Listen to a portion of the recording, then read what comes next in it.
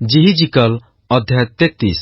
ଅନନ୍ତର ସଦାପ୍ରଭୁଙ୍କର ବାକ୍ୟ ମୋ ନିକଟରେ ଉପସ୍ଥିତ ହେଲା, ଯଥା, ହେ ମନୁଷ୍ୟ ସନ୍ତାନ, ତୁମ୍ଭେ ଆପଣା ଲୋକମାନଙ୍କର ସନ୍ତାନଗଣକୁ କୁହ ଓ ସେମାନଙ୍କୁ କୁହ, ଆମ୍ଭେ କୌଣସି ଦେଶ ବିରୁଦ୍ଧରେ ଖଡ୍ଗ ଆଣିଲେ, ସେ ଦେଶର ଲୋକମାନେ ଯେବେ ଆପଣାମାନଙ୍କ ମଧ୍ୟରୁ କୌଣସି ଏକ ବ୍ୟକ୍ତିକୁ ନେଇ ତାହାକୁ ଆପଣାମାନଙ୍କର ପ୍ରହରୀ କରି ନିଯୁକ୍ତ କରନ୍ତି, ସେ ବ୍ୟକ୍ତି ଦେଶ ବିରୁଦ୍ଧରେ ଖଡ୍ଗ ଆସିବାର ଦେଖିଲେ ଯେବେ ତୁରୀ ବଜାଏ ଓ ଲୋକମାନଙ୍କୁ ସଚେତନ କରାଏ, ତେବେ ଯେ କେହି ତହିଁରେ ତୁରୀ ଶବ୍ଦ ଶୁଣି ସଚେତନ ନ ହୁଏ, ପୁଣି ଖଡ୍ଗ ଉପସ୍ଥିତ ହୋଇ ତାହାକୁ ସଂହାର କରେ, ତେବେ ତାହାର ରକ୍ତ ତାହାର ନିଜ ମସ୍ତକରେ ବର୍ତ୍ତିବ। ସେ ତୁରୀର ଶବ୍ଦ ଶୁଣି ସଚେତନ ହେଲା ନାହିଁ, ତାହାର ରକ୍ତ ତାହାରି ଉପରେ ବର୍ତ୍ତିବ। ଯେହେତୁ ସେ ସଚେତନ ହୋଇଥିଲେ ଆପଣା ପ୍ରାଣ ବଞ୍ଚାଇଥାନ୍ତା। ମାତ୍ର ସେ ପ୍ରହରୀ ଯେବେ ଖଡ୍ଗ ଆସିବାର ଦେଖି ତୁରୀ ନ ବଜାଏ, ପୁଣି ଲୋକମାନେ ସଚେତନ ନ ହୁଅନ୍ତି, ଆଉ ଖଡ୍ଗ ଆସି ସେମାନଙ୍କ ମଧ୍ୟରୁ କୌଣସି ଲୋକକୁ ସଂହାର କରେ, ତେବେ ସେ ନିଜ ଅଧର୍ମରେ ସଂହାରିତ ହେଲା। ମାତ୍ର ଆମ୍ଭେ ତାହାର ରକ୍ତର ପରିଶୋଧ ସେହି ପ୍ରହରୀର ହସ୍ତରୁ ନେବା। ଏହି ରୂପେ, ହେ ମନୁଷ୍ୟ ସନ୍ତାନ, ଆମ୍ଭେ ତୁମ୍ଭକୁ ଇସ୍ରାଏଲ ବଂଶରେ ପ୍ରହରୀ କରି ନିଯୁକ୍ତ କରିଅଛୁ। ଏହେତୁ ତୁମ୍ଭେ ଆମ୍ଭ ମୁଖରୁ ବାକ୍ୟ ଶୁଣି ଆମ୍ଭ ପକ୍ଷରୁ ସେମାନଙ୍କୁ ସଚେତନ କର। ଆମ୍ଭେ ଯେତେବେଳେ ଦୁଷ୍ଟକୁ କହୁ, ହେ ଦୁଷ୍ଟ ଲୋକ, ତୁମ୍ଭେ ନିଶ୍ଚୟ ମରିବ, ସେତେବେଳେ ତୁମ୍ଭେ ତାହାର ପଥ ବିଷୟରେ ସେହି ଦୁଷ୍ଟ ଲୋକକୁ ସଚେତନ କରିବା ପାଇଁ ଯେବେ କିଛି ନ କୁହ, ତେବେ ସେହି ଦୁଷ୍ଟ ନିଜ ଅଧର୍ମରେ ମରିବ। ମାତ୍ର ଆମ୍ଭେ ତୁମ୍ଭ ହସ୍ତରୁ ତାହାର ରକ୍ତର ପରିଶୋଧ ନେବା। ତଥାପି ତୁମ୍ଭେ ସେହି ଦୁଷ୍ଟକୁ ତାହାର ପଥରୁ ଫେରିବା ନିମନ୍ତେ ତଦ୍ବିଷୟରେ ସଚେତନ କଲେ, ଯେବେ ସେ ନ ଫେରେ, ତେବେ ସେ ନିଜ ଅଧର୍ମରେ ମରିବ, ମାତ୍ର ତୁମ୍ଭେ ଆପଣା ପ୍ରାଣ ବଞ୍ଚାଇବ।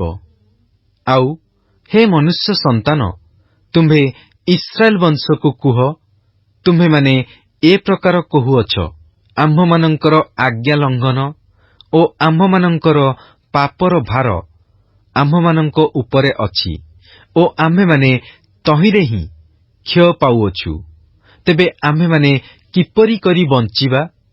ସେମାନଙ୍କୁ କୁହ, ପ୍ରଭୁ ସଦାପ୍ରଭୁ କହନ୍ତି, ଆମ୍ଭେ ଜୀବତ ଥିବା ପ୍ରମାଣେ ଦୁଷ୍ଟର ମରଣରେ ଆମ୍ଭର ସନ୍ତୋଷ ନାହିଁ।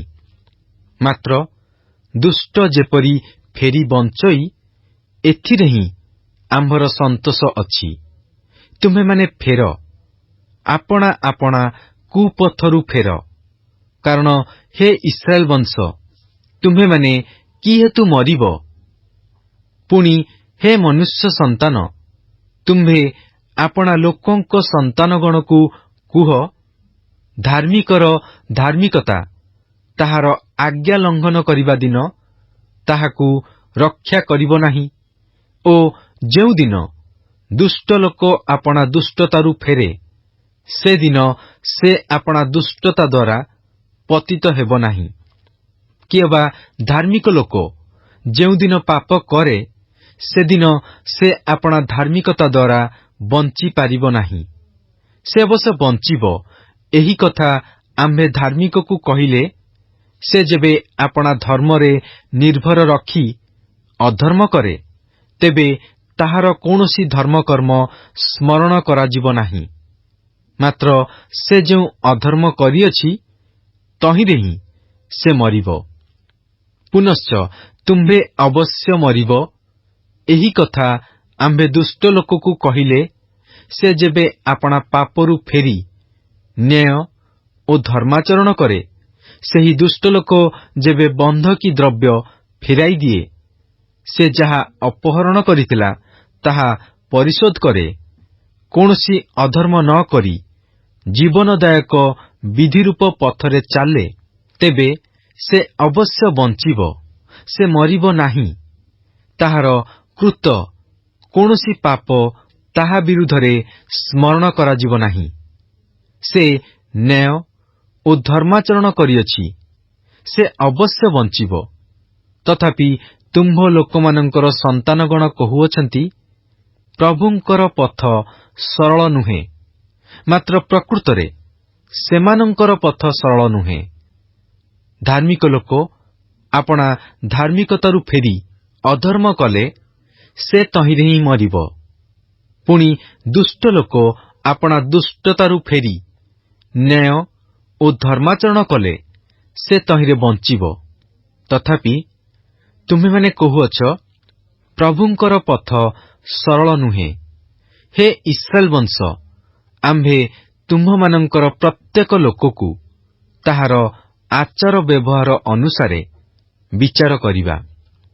ଅନନ୍ତର ଆମ୍ଭମାନଙ୍କ ନିର୍ବାସନର 12 ବର୍ଷର 10ମ ମାସର 5ମ ଦିନରେ ଜିରୁସାଲମରୁ ପଳାତକ ଏକ ଜଣ ମୋ ନିକଟକୁ ଆସି କହିଲା, ନଗର ପରାଜିତ ହୋଇଅଛି। ସେହି ପଳାତକ ଆସିବାର ପୂର୍ବେ ସନ୍ଧ୍ୟା କାଳରେ ସଦାପ୍ରଭୁଙ୍କର ହସ୍ତ ମୋ ଉପରେ ଥିଲା। ଆଉ ପ୍ରାତଃକାଳରେ ସେ ପଳାତକ ଆସିବା ପର୍ଯ୍ୟନ୍ତ ସେ ମୋର ମୁଖ ଫିଟାଇଥିଲେ। ସେବେଠାରୁ ମୋର ମୁଖ ଫିଟା ରହିଲା ଓ ଆଉ ମୁଁ ଘୁଙ୍ଗା ହୋଇ ରହିଲି ନାହିଁ। ଏଉତାରେ ସଦାପ୍ରଭୁଙ୍କର ବାକ୍ୟ ମୋ ନିକଟରେ ଉପସ୍ଥିତ ହେଲା, ଯଥା, ହେ ମନୁଷ୍ୟ ସନ୍ତାନ, ଯେଉଁମାନେ ଇସ୍ରାଏଲ ଦେଶର ସେହି ସକଳ ଉଚ୍ଚନ ସ୍ଥାନରେ ବାସ କରନ୍ତି, ସେମାନେ କହୁଅଛନ୍ତି, ଅବ୍ରାହମ ଏକମାତ୍ର ଥିଲେ, ଆଉ ସେ ଦେଶ ଅଧିକାର କଲେ। ମାତ୍ର ଆମ୍ଭେମାନେ ଅନେକ ଲୋକ, ଆମ୍ଭମାନଙ୍କୁ ଏହି ଦେଶ ଅଧିକାରାର୍ଥେ ଦତ୍ତ ହୋଇଅଛି। ଏହେତୁ ସେମାନଙ୍କୁ କୁହ, ପ୍ରଭୁ ସଦାପ୍ରଭୁ ଏହି କଥା କହନ୍ତି, ତୁମେମାନେ ରକ୍ତ ସୁଧା ମାଂସ ଖାଉଅଛ ଓ ଆପଣା ଆପଣା ପ୍ରତିମାଗଣ ପ୍ରତି ଦୃଷ୍ଟି ଟେକୁଅଛ ଓ ରକ୍ତପାତ କରୁଅଛ। ଆଉ ତୁମେମାନେ କି ଦେଶ ଅଧିକାର କରିବ? ତୁମେମାନେ ଆପଣା ଆପଣା ଖଡ୍ଗରେ ନିର୍ଭର କରୁଅଛ ଓ ଘୃଣାଯୋଗ୍ୟ କର୍ମ କରୁଅଛ ଓ ପ୍ରତ୍ୟେକେ ଆପଣା ଆପଣା ପ୍ରତିବାସୀର ଭାର୍ଯ୍ୟାକୁ ଅଶୁଚି କରୁଅଛ। ଆଉ ତୁମେମାନେ କି ଦେଶ ଅଧିକାର କରିବ? ଏହି ପ୍ରକାରେ ତୁମ୍ଭେ ସେମାନଙ୍କୁ କହିବ, ପ୍ରଭୁ ସଦାପ୍ରଭୁ ଏହି କଥା କହନ୍ତି, ଆମ୍ଭେ ଜୀବତ୍ ଥିବା ପ୍ରମାଣେ ଉଚ୍ଚନ ସ୍ଥାନ ସକଳରେ ଥିବା ଲୋକମାନେ ନିଶ୍ଚୟ ଖଡ୍ଗ ଦ୍ୱାରା ପତିତ ହେବେ। ଓ ଯେଉଁ ଜନ ପଡ଼ିଆରେ ଅଛି, ଆମ୍ଭେ ତାହାକୁ ଭକ୍ଷ୍ୟ ରୂପେ ପଶୁମାନଙ୍କୁ ଦେବା। ଆଉ ଯେଉଁମାନେ ଦୃଢ଼ ଦୁର୍ଗରେ ଓ ଗୁହାରେ ଥାଆନ୍ତି, ସେମାନେ ମହାମାରୀରେ ମରିବେ। ପୁଣି ଆମ୍ଭେ ଦେଶକୁ ଧ୍ୱଂସିତ ଓ ବିସ୍ମୟର ସ୍ଥାନ କରିବା। ତହିଁରେ ତାହାର ପରାକ୍ରମର ଗର୍ବ ଲୁପ୍ତ ହେବ। ପୁଣି ଇସ୍ରାଏଲର ପର୍ବତଗଣ ଧ୍ୱଂସିତ ହେବ। ତହିଁରେ କେହି ତହିଁ ମଧ୍ୟ ଦେଇ ଗମନ କରିବେ ନାହିଁ। ଆମ୍ଭେ ସେମାନଙ୍କର କୃତ ସକଳ ଘୃଣାଯୋଗ୍ୟ କ୍ରିୟା ସକାଶୁ ଯେତେବେଳେ ଦେଶକୁ ଧ୍ୱଂସିତ ଓ ବିସ୍ମୟର ସ୍ଥାନ କରିବା, ସେତେବେଳେ ଆମ୍ଭେ ଯେ ସଦାପ୍ରଭୁ ଅଟୁ, ଏହା ସେମାନେ ଜାଣିବେ। ପୁଣି ହେ ମନୁଷ୍ୟ ସନ୍ତାନ, ତୁମ୍ଭ ଲୋକଙ୍କର ସନ୍ତାନମାନେ କାନ୍ଥ ନିକଟରେ ଓ ଗୃହମାନଙ୍କର ସକଳ ଦ୍ୱାର ଦେଶରେ ତୁମ୍ଭ ବିଷୟରେ କଥାବାର୍ତ୍ତା କରନ୍ତି। ଆଉ ଏକକୁ ଆରେକ ପ୍ରତ୍ୟେକେ ଆପଣା ଭ୍ରାତାକୁ କହନ୍ତି, ଆସ, ଆମ୍ଭେମାନେ ସଦାପ୍ରଭୁଙ୍କଠାରୁ ଆଗତ କଥା ଶୁଣୁ। ପୁଣି ସେମାନେ ଲୋକମାନଙ୍କ ପରି ତୁମ୍ଭ ନିକଟକୁ ଆସନ୍ତି ଓ ଆମ୍ଭ ଲୋକଙ୍କ ପରି ତୁମ୍ଭ ସମ୍ମୁଖରେ ବସନ୍ତି ଓ ତୁମ୍ଭ କଥା ଶୁଣନ୍ତି। ମାତ୍ର ତାହା ପାଳନ କରନ୍ତି ନାହିଁ, କାରଣ ସେମାନେ ମୁଖରେ ବହୁତ ପ୍ରେମ ଦେଖାନ୍ତି, ମାତ୍ର ସେମାନଙ୍କର ଅନ୍ତଃକରଣ ସେମାନଙ୍କର ଲାଭର ଅନୁଗାମୀ ହୁଏ। ଆଉ ଦେଖ, ଯାହାର ମଧୁର ସ୍ୱର ଅଛି ଓ ଯେ ଉତ୍ତମ ରୂପେ ବାଦ୍ୟଯନ୍ତ୍ର ବଜାଇପାରେ, ଏପରି ଲୋକର ଅତି ମନୋହର ଗୀତ ସ୍ୱରୂପ ତୁମ୍ଭେ ସେମାନଙ୍କ ନିକଟରେ ଅଟ। କାରଣ ସେମାନେ ତୁମ୍ଭର କଥା ଶୁଣନ୍ତି, ମାତ୍ର ତାହା ପାଳନ କରନ୍ତି ନାହିଁ। ପୁଣି ଏହା ଯେତେବେଳେ ଘଟିବ, ଦେଖ ଘଟିବାର ନିକଟ ହେଲାଣି, ସେତେବେଳେ ସେମାନଙ୍କ ମଧ୍ୟରେ ଯେ ଜଣେ ଭବିଷ୍ୟତ ବକ୍ତା ଥିଲେ, ଏହା ସେମାନେ ଜାଣିବେ। ଯେହିଜିକଲ ଅଧ୍ୟାୟ 34। ଅନନ୍ତର ସଦାପ୍ରଭୁଙ୍କର ବାକ୍ୟ ମୋ ନିକଟରେ ଉପସ୍ଥିତ ହେଲା, ଯଥା, ହେ ମନୁଷ୍ୟ ସନ୍ତାନ, ତୁମ୍ଭେ ଇସ୍ରାଏଲର ପାଳକମାନଙ୍କ ବିରୁଦ୍ଧରେ ଭବିଷ୍ୟତ ବାକ୍ୟ ପ୍ରଚାର କର। ଭବିଷ୍ୟତ ବାକ୍ୟ ପ୍ରଚାର କର ଓ ସେହି ପାଳକମାନଙ୍କୁ କୁହ, ପ୍ରଭୁ ସଦାପ୍ରଭୁ ଏହି କଥା କହନ୍ତି, ଇସ୍ରାଏଲର ଯେଉଁ ପାଳକମାନେ ଆପଣାମାନଙ୍କୁ ପାଳନ କରୁଅଛନ୍ତି, ସେମାନେ ସନ୍ତାପର ପାତ୍ର। ମେଷଗଣକୁ ପାଳନ କରିବାର କି ପାଳକମାନଙ୍କର କର୍ତ୍ତବ୍ୟ ନୁହେଁ? ତୁମ୍ଭେମାନେ ମେଦ ଖାଉଅଛ ଓ ତୁମ୍ଭେମାନେ ମେଷଲୋମ ପରିଧାନ କରୁଅଛ। ତୁମ୍ଭେମାନେ ହୃଷ୍ଟପୁଷ୍ଟ ଜନ୍ତୁ ମାରୁଅଛ, ମାତ୍ର ତୁମ୍ଭେମାନେ ମେଷଗଣକୁ ପାଳନ କରୁନାହଁ। ତୁମ୍ଭେମାନେ ଅସୁସ୍ଥମାନଙ୍କୁ ସବଳ କରିନାହଁ ଓ ପୀଡ଼ିତମାନଙ୍କର ଚିକିତ୍ସା କରିନାହଁ ଓ ଭଗ୍ନାଙ୍ଗର କ୍ଷତ ବାନ୍ଧିନାହଁ ଓ ଯେ ତାଡ଼ିତ ହେଲା ତାହାକୁ ଫେରାଇ ଆଣିନାହଁ, କିଏବା ଯେ ହଜିଗଲା ତୁମ୍ଭେମାନେ ତାକୁ ଖୋଜିନାହଁ। ମାତ୍ର ତୁମ୍ଭେମାନେ ବଳରେ ଓ କଠୋରତାରେ ସେମାନଙ୍କ ଉପରେ ଶାସନ କରିଅଛ। ପୁଣି କେହି ପାଳକ ନ ଥିବାରୁ ସେମାନେ ଛିନ୍ନ ଭିନ୍ନ ହୋଇଗଲେ ଓ କ୍ଷେତ୍ରସ୍ଥ ପଶୁଗଣର ଖାଦ୍ୟ ହୋଇ ଛିନ୍ନ ଭିନ୍ନ ହେଲେ। ଆମ୍ଭର ମେଷଗଣ ପର୍ବତ ସକଳରେ ଓ ପ୍ରତ୍ୟେକ ଉଚ୍ଚ ଗିରିରେ ଭ୍ରମଣ କଲେ। ହଁ, ଆମ୍ଭର ମେଷମାନେ ପୃଥିବୀର ସବୁଆଡ଼େ ଛିନ୍ନ ଭିନ୍ନ ହୋଇଗଲେ। ପୁଣି ସେମାନଙ୍କୁ ଖୋଜିବାକୁ ଓ ସେମାନଙ୍କର ପଛେ ପଛେ ଅନୁସନ୍ଧାନ କରିବାକୁ କେହି ନଥିଲା। ଏହେତୁ ହେ ପାଳକଗଣ, ତୁମ୍ଭେମାନେ ସଦାପ୍ରଭୁଙ୍କର ବାକ୍ୟ ଶୁଣ। ପ୍ରଭୁ ସଦାପ୍ରଭୁ କହନ୍ତି, ଆମ୍ଭେ ଜୀବତ ଥିବା ପ୍ରମାଣେ ନିଶ୍ଚୟ କେହି ପାଳକ ନ ଥିବାରୁ ଆମ୍ଭର ମେଷମାନେ ଲୁଟିତ ହେଲେ ଓ ଆମ୍ଭର ମେଷମାନେ କ୍ଷେତ୍ରସ୍ଥ ପଶୁ ସକଳର ଖାଦ୍ୟ ହେଲେ। ପୁଣି ଆମ୍ଭର ପାଳକଗଣ ଆମ୍ଭର ମେଷମାନଙ୍କୁ ଖୋଜିଲେ ନାହିଁ, ମାତ୍ର ପାଳକଗଣ ଆପଣାମାନଙ୍କୁ ପାଳନ କରି ଆମ୍ଭ ମେଷମାନଙ୍କୁ ପାଳନ କଲେ ନାହିଁ। ଏଥିପାଇଁ ହେ ପାଳକଗଣ, ତୁମ୍ଭେମାନେ ସଦାପ୍ରଭୁଙ୍କର ବାକ୍ୟ ଶୁଣ। ପ୍ରଭୁ ସଦାପ୍ରଭୁ ଏହି କଥା କହନ୍ତି, ଦେଖ, ଆମ୍ଭେ ପାଳକମାନଙ୍କର ପ୍ରତିକୂଳ ଅଟୁ। ଆମ୍ଭେ ସେମାନଙ୍କ ହସ୍ତରୁ ଆମ୍ଭ ମେଷଗଣକୁ ଆଦାୟ କରିବା, ଆଉ ସେମାନଙ୍କୁ ମେଷ ପାଳନ କର୍ମରୁ ଚ୍ୟୁତ କରିବା ଓ ସେହି ପାଳକମାନେ ଆଉ ଆପଣାମାନଙ୍କୁ ପାଳନ କରିବେ ନାହିଁ। ପୁଣି ସେମାନଙ୍କ ମୁଖରୁ ଆମ୍ଭେ ଆମ୍ଭର ମେଷଗଣକୁ ଉଦ୍ଧାର କରିବା। ତହିଁରେ ସେମାନେ ସେମାନଙ୍କ ପାଇଁ ଭକ୍ଷ୍ୟ ହେବେ ନାହିଁ। କାରଣ ପ୍ରଭୁ ସଦାପ୍ରଭୁ ଏହି କଥା କହନ୍ତି, ଦେଖ, ଆମ୍ଭେ ହେଁ ନିଜ ମେଷଗଣର ଅନ୍ୱେଷଣ କରି ସେମାନଙ୍କର ତତ୍ତ୍ୱାନୁସନ୍ଧାନ କରିବା। କୌଣସି ପାଳକ ଆପଣା ଛିନ୍ନ ଭିନ୍ନ ମେଷଗଣର ମଧ୍ୟରେ ଥିବା ଦିନ ଯେପରି ଆପଣା ପଲର ତତ୍ତ୍ୱାନୁସନ୍ଧାନ କରେ, ସେପରି ଆମ୍ଭେ ଆପଣା ମେଷଗଣର ତତ୍ତ୍ୱାନୁସନ୍ଧାନ କରିବା।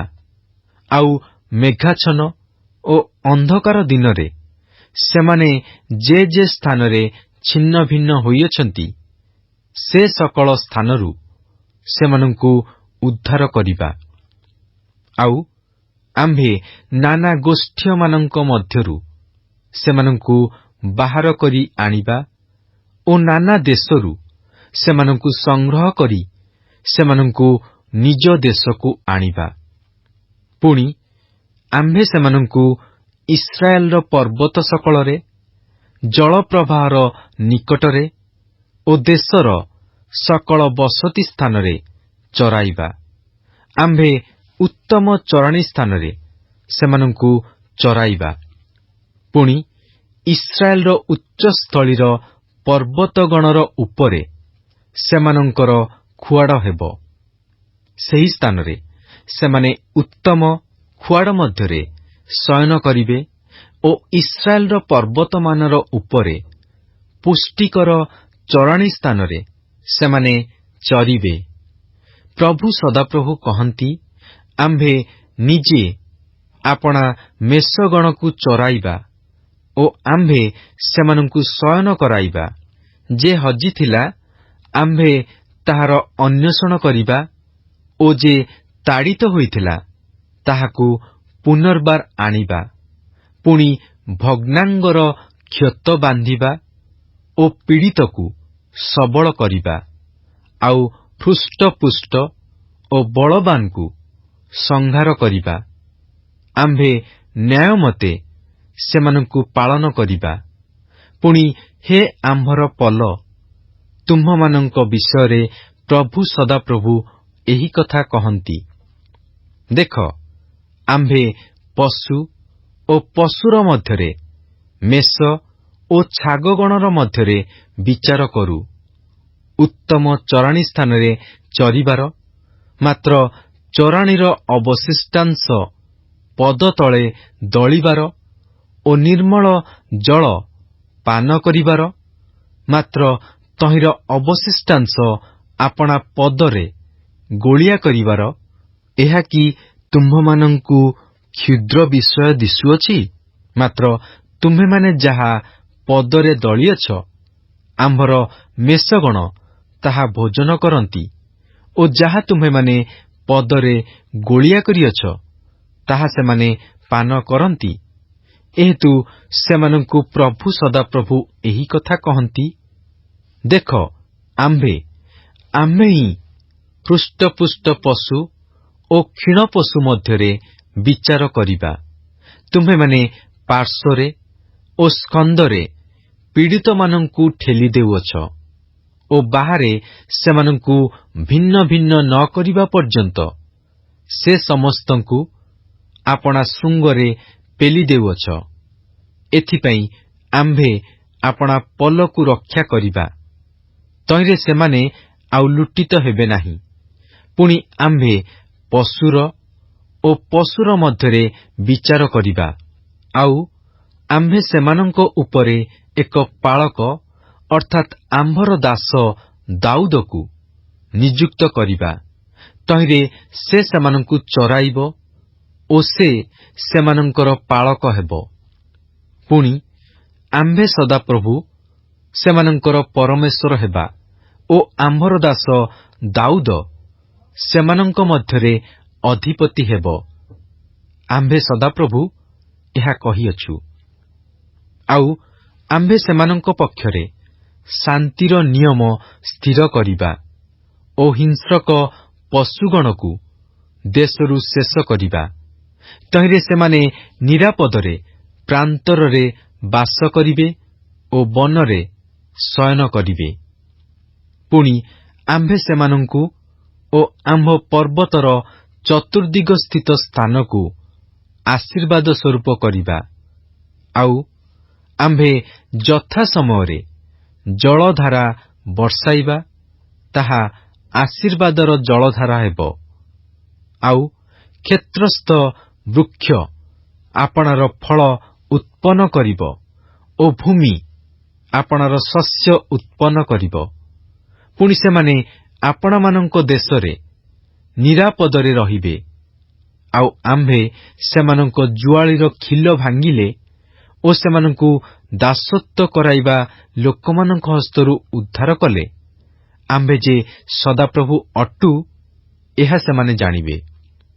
ପୁଣି ସେମାନେ ଆଉ ଅନ୍ୟ ଦେଶୀୟମାନଙ୍କର ଲୁଟ୍ ସ୍ୱରୂପ ହେବେ ନାହିଁ, କିଏ ବା ପୃଥିବୀସ୍ଥ ପଶୁମାନେ ସେମାନଙ୍କୁ ଗ୍ରାସ କରିବେ ନାହିଁ, ମାତ୍ର ସେମାନେ ନିରାପଦରେ ବାସ କରିବେ ଓ କେହି ସେମାନଙ୍କୁ ଭୟ ଦେଖାଇବେ ନାହିଁ। ପୁଣି ଆମ୍ଭେ ସେମାନଙ୍କର ସୁଖ୍ୟାତି ନିମନ୍ତେ ଏକ ଉଦ୍ୟାନ ଉତ୍ପନ୍ନ କରିବା, ତହିଁରେ ସେମାନେ ଦେଶରେ ଦୁର୍ଭିକ୍ଷ ସକାଶୁ ଆଉ କ୍ଷୟ ପାଇବେ ନାହିଁ, କିଏ ବା ଅନ୍ୟ ଦେଶୀୟମାନଙ୍କର ଅପମାନ ଆଉ ଭୋଗ କରିବେ ନାହିଁ। ତହିଁରେ ଆମ୍ଭେ ସଦାପ୍ରଭୁ ସେମାନଙ୍କର ପରମେଶ୍ୱର, ଯେ ସେମାନଙ୍କର ସହବର୍ତ୍ତୀ ଅଟୁ, ଓ ସେମାନେ ଅର୍ଥାତ୍ ଇସ୍ରାଏଲ ବଂଶ ଯେ ଆମ୍ଭର ଲୋକ ଅଟନ୍ତି, ଏହା ସେମାନେ ଜାଣିବେ। ଏହା ପ୍ରଭୁ ସଦାପ୍ରଭୁ କହନ୍ତି।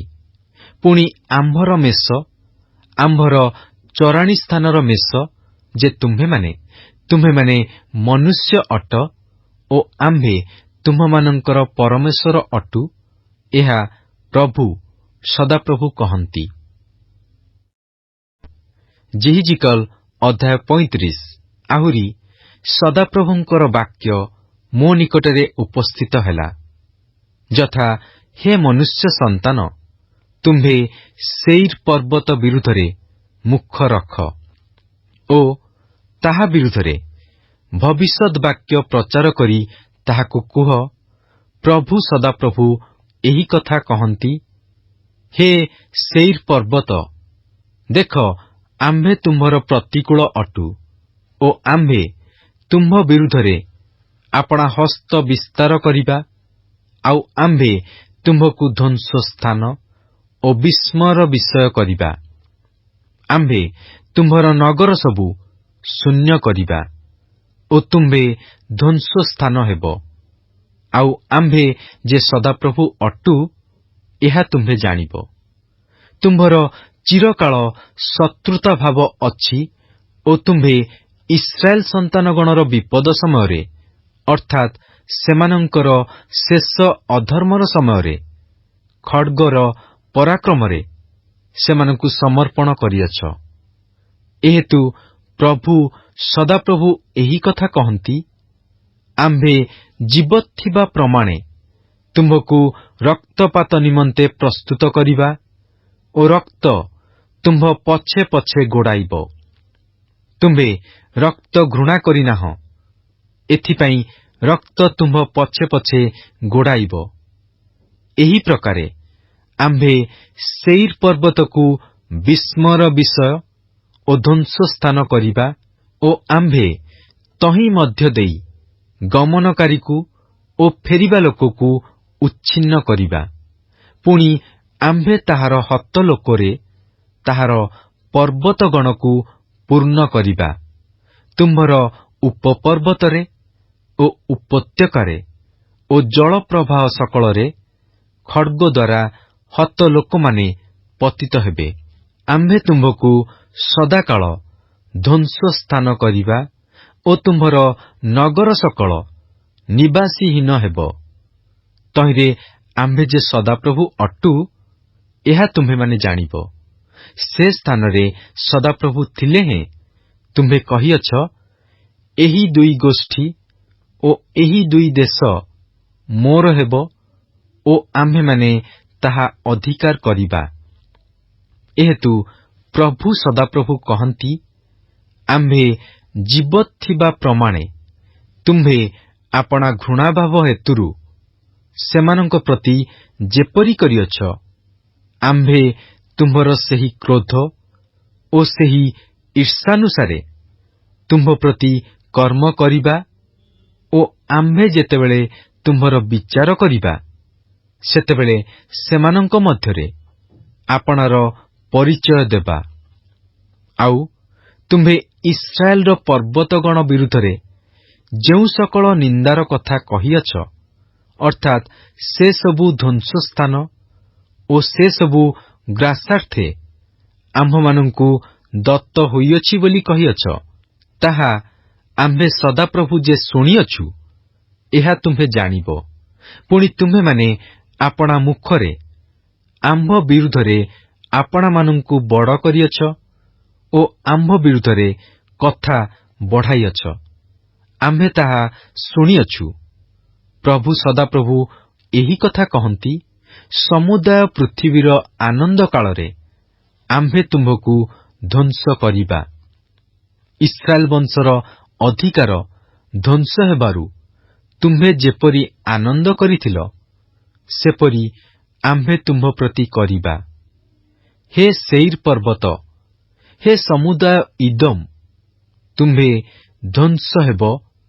ତହିଁରେ ଆମ୍ଭେ ଯେ ସଦାପ୍ରଭୁ ଅଟୁ, ଏହା ଲୋକମାନେ ଜାଣିବେ। Good morning and praise the Lord. ଆଜି ବାଇବଲ ପଠନ ଦିନ ସଂଖ୍ୟା 140 ମଙ୍ଗଳବାର। ଆଜି ଆମ୍ଭେମାନେ ଜିହିଜିକଲ ଭାବବାଦୀଙ୍କ ପୁସ୍ତକ ତାର 33 ପର୍ବଠାରୁ 35 ପର୍ବ ପର୍ଯ୍ୟନ୍ତ ପାଠ କରିଅଛୁ। ଆସନ୍ତୁ ପଠିତ ଶାସ୍ତ୍ରାଂଶର ସାରାଂଶକୁ ବୁଝିବା ପାଇଁ ଚେଷ୍ଟା କରିବା। ଜେରୁସାଲେମ ପରାଜିତ ଓ ବିନଷ୍ଟ ହେଲା। କେବଳ ଜିହୁଦା ତାହା ନୁହେଁ, କିନ୍ତୁ ବିଜାତି ଦେଶଗୁଡ଼ିକ ସୁଦ୍ଧା ଯେ ଈଶ୍ୱରଙ୍କ ରାଜତ୍ୱ ଅଧୀନରେ ନିଜ ନିଜକୁ ସମର୍ପଣ କରିବେ। ଜିହିଜିକଲଙ୍କ ଏହି ଭାବବାଣୀ ଠିକ୍ ଜିରିମିୟ ପୁସ୍ତକର ଭାବବାଣୀ ସଦୃଶ ଅଟେ। ଏହାକୁ ପାଠ କରି ଆମେ ବୁଝୁ ଯେ ଜିରିମିୟ ଜିହୁଦା ଦେଶରେ ଓ ଜିହିଜିକଲ ବାବିଲନରେ ସମାନ ବିଷୟବସ୍ତୁ ତଥା ପ୍ରସଙ୍ଗକୁ ଘୋଷଣା କରୁଥିଲେ। ଜେରୁସାଲେମର ପତନ ପୂର୍ବରୁ ଇସ୍ରାଏଲର ପାପକୁ ଦେଖାଇ ବିଚାର ସମ୍ବନ୍ଧରେ ଘୋଷଣା କରାଯାଉଥିଲା, କିନ୍ତୁ ପତନ ଉତ୍ତାରେ ଜିହିଜିକଲ ଜଣେ ପ୍ରହରୀ ଭାବରେ ନିଯୁକ୍ତ ହୋଇ ହତାଶା ମଧ୍ୟରେ ଥିବା ଲୋକମାନଙ୍କ ପ୍ରତି ସାନ୍ତ୍ୱନା, ପୁନଃସ୍ଥାପନ ଓ ପରିତ୍ରାଣର ବାର୍ତ୍ତା ଘୋଷଣା କରୁଥିଲେ। କେବଳ ଇସ୍ରାଏଲ ଈଶ୍ୱରଙ୍କ ଅନନ୍ତକାଳୀନ ରାଜ୍ୟ ଅଟେ ଓ ସେ ସମ୍ପୂର୍ଣ୍ଣ ଭାବରେ ବିଜୟୀ ହେବ। ଆସନ୍ତୁ 34 ପର୍ବରେ ଲିଖିତ ଭାବବାଣୀ ପ୍ରତି ଧ୍ୟାନ ଦେବା। ଏଥିରେ କୁହାଯାଇଛି ଯେ ସେମାନେ ସେମାନଙ୍କ ନିଜସ୍ୱ ଦେଶକୁ ଫେରି ଆସିବେ। ପ୍ରକୃତ ମେଷପାଳକ ଛିନ୍ନ ଭିନ୍ନ ହୋଇଥିବା ମେଷମାନଙ୍କୁ ପୁନର୍ବାର ଚରାଇବେ ଓ ଦାଉଦ ହେଉଛନ୍ତି ସେହି ମେଷପାଳକ। ସେହି ସମୟରେ ଆମ୍ଭେ ସଦାପ୍ରଭୁ ସେମାନଙ୍କର ପରମେଶ୍ୱର ହେବା ଓ ଆମ୍ଭର ଦାସ ଦାଉଦ ସେମାନଙ୍କ ମଧ୍ୟରେ ଅଧିପତି ହେବ। ଜିହିଜିକଲ 43 ପର୍ବ 24 ପଦ। ଏଠାରେ ଦାଉଦ ମସିହଙ୍କ ରାଜତ୍ୱକୁ ଇଙ୍ଗିତ କରେ, ଯାହାଙ୍କୁ ଦାଉଦଙ୍କ ସନ୍ତାନ ଭାବରେ ଆସିବେ ବୋଲି ପ୍ରତିଜ୍ଞା କରାଯାଇଅଛି। ଏହା ଏକ ନୂତନ ଓ ଶାନ୍ତିର ନିୟମ ଅଟେ। ଏହା ଥିଲା ଆଜିର ପଠିତ ଶାସ୍ତ୍ରାଂଶର ସାରାଂଶ। ଖ୍ରୀଷ୍ଟଙ୍କ ଠାରେ ଏକତ୍ର, ଆହା, ଏହା କି ଆଶୀର୍ବାଦର ବିଷୟ ଅଟେ। ଆଜିର ପଠିତ ଶାସ୍ତ୍ରାଂଶରେ ପ୍ରଭୁ ଆମ ପ୍ରତ୍ୟେକଙ୍କୁ ଆଶୀର୍ବାଦ କରନ୍ତୁ।